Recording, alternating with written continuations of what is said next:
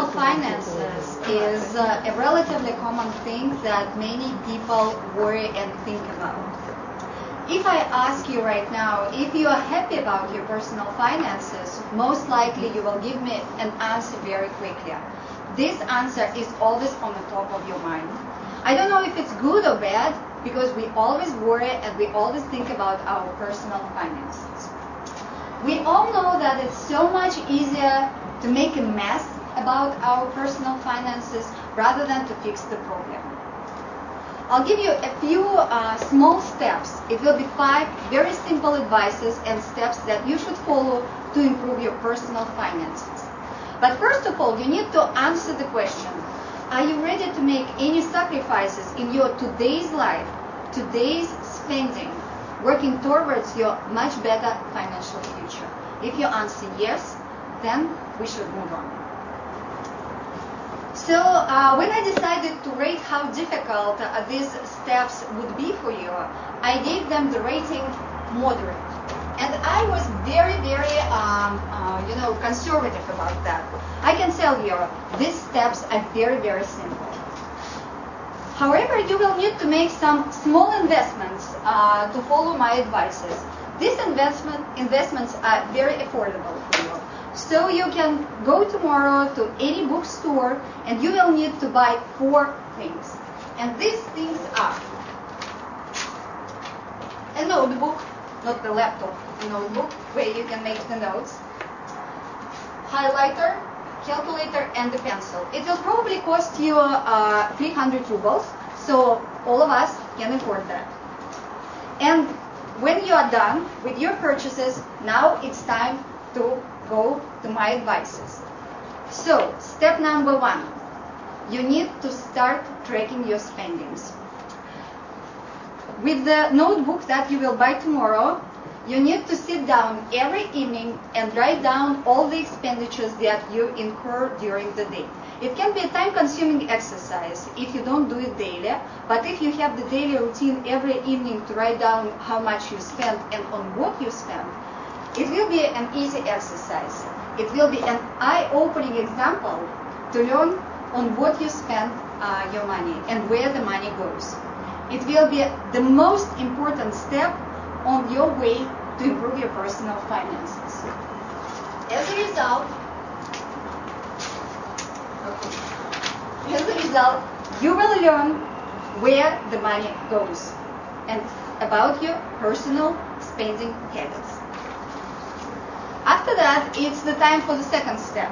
And the second step is that once you learn, you need to live below your means. Actually, you need to respect and value every cent that you earn. And you don't need to spend your money on something that you don't really need.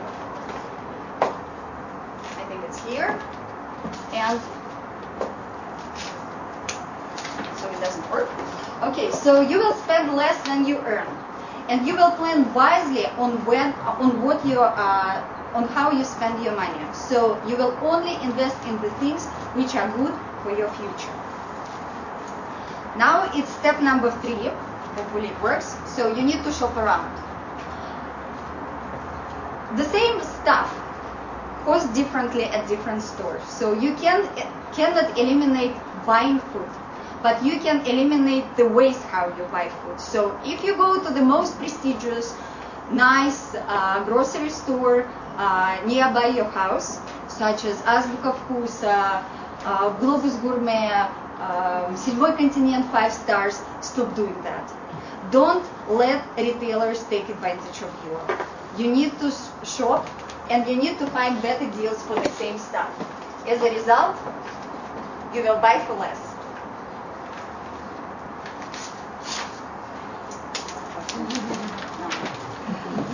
Okay, and step number 4, you need to minimize.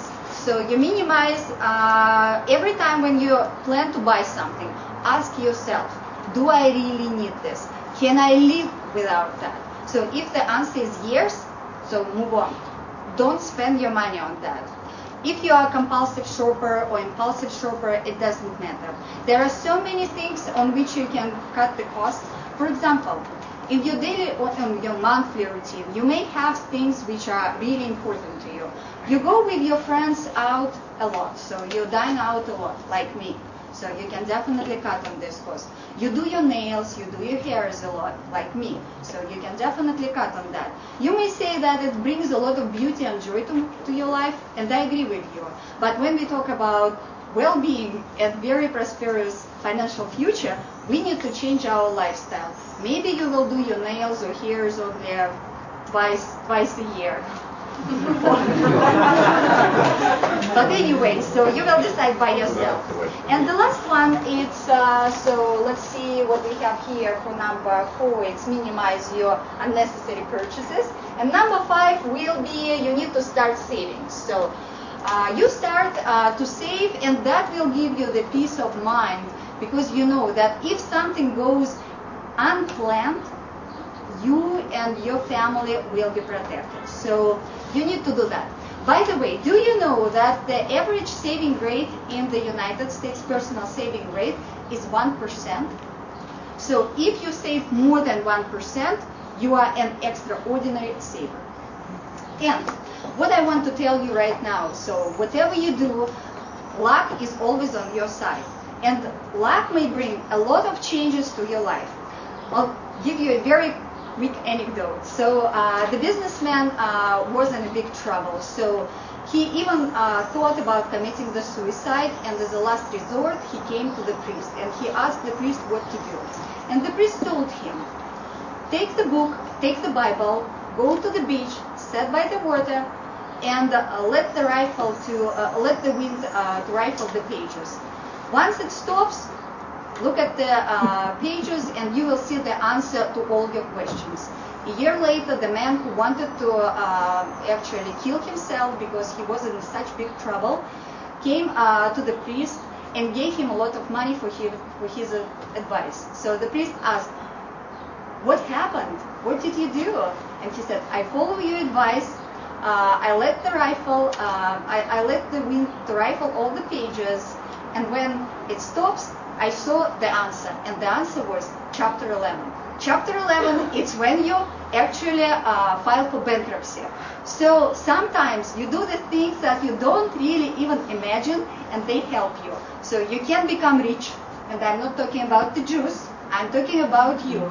If you are not as lucky as the businessman in this anecdote, just follow these 5 really simple steps that I described. Invest in 4 things that I mentioned, and you will be rich.